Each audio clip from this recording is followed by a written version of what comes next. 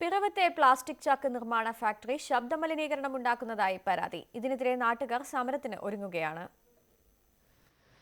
പിറവത്തെ ബ്രംസ്കോ garments എന്ന plastic ചാക്ക് നിർമ്മാണ കമ്പനിക്കെതിരെയാണ് ആരോപണം.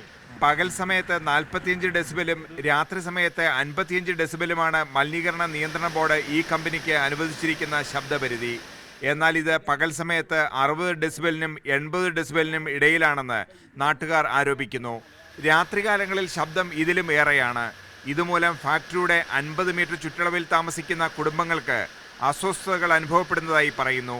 കുട്ടികൾക്ക് പഠനത്തിൽ ശ്രദ്ധിക്കുവാനും കഴിയുന്നില്ല.